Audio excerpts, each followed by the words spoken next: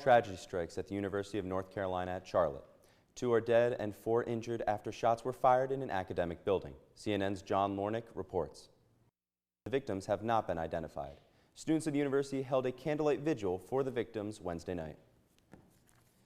With finals around the corner and some students looking for internships, jobs, and careers, things can get pretty stressful. Stress can be a good motivator, but too much stress can have a very harmful effect on your body if not managed properly. The Center for Disease Control advises when dealing with high levels of stress to avoid drugs and alcohol, make time for friends and loved ones, eat healthy, and exercise. If you're looking for more ways to help you deal with stress, you can go to ship.edu/socialwork/self-care. The campus police department saw a familiar face retire this past week. Chief Sitha Grissom recently hung up her uniform with the SUPD. When Grissom started her career in law enforcement at the Gettysburg Police Department, she was the first female officer to be hired in Adams County. In 2004, she returned to her alma mater as the Chief of Police for Shippensburg University, where she worked for 15 years. We here at SUTV wish Chief Grissom a happy retirement. SHIP's Rec Center is helping people stick to their New Year's resolutions. Over winter break, equipment was installed. The equipment included 2 stair-steppers, stationary bikes, and a variety of other cardio machines. But if that doesn't excite you, each machine has a touchscreen that lets you log and record your personal improvement.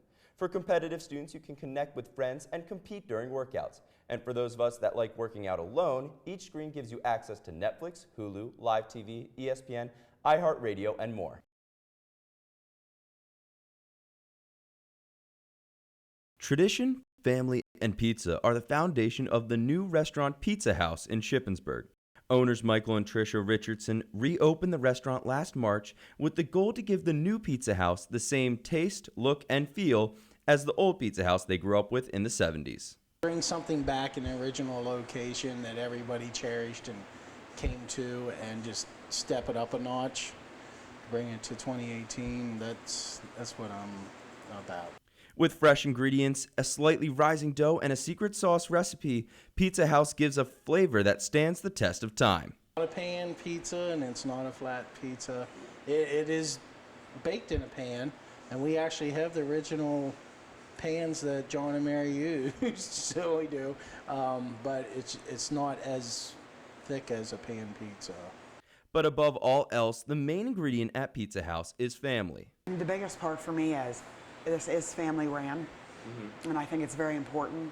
I don't have much family, and they all work with me. If you're still feeling hungry after Pizza House, you can go to Cabin on King, another business that Michael and Tricia own. Come to the window at Cabin on King, and they'll be like, "Is the owner here?" And I'm like, "I'm an owner." And they're like, "Well, don't you own Pizza House?" I'm like, "Well, yeah." And it's always the same thing.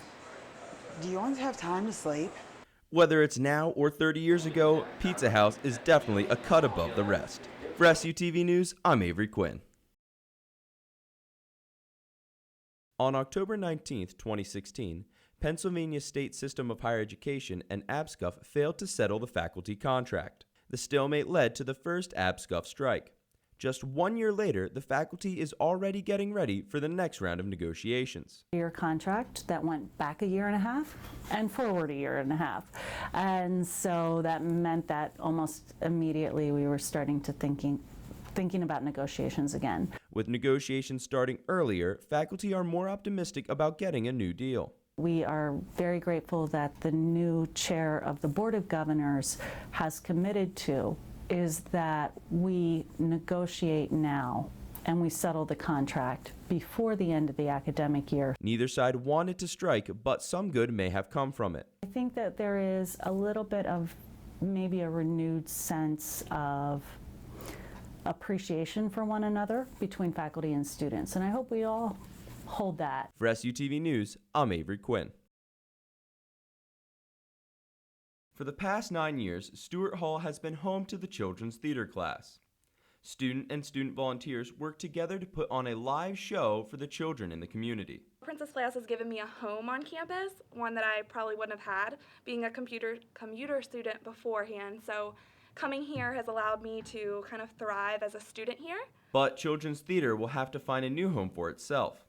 Stewart Hall is being repurposed for the Alumni Association, leaving the students without a place to perform. We hope to be doing that in Old Maiden Chapel for many, many, many years to come. So I don't really think that it's changed anything about what we want to accomplish here.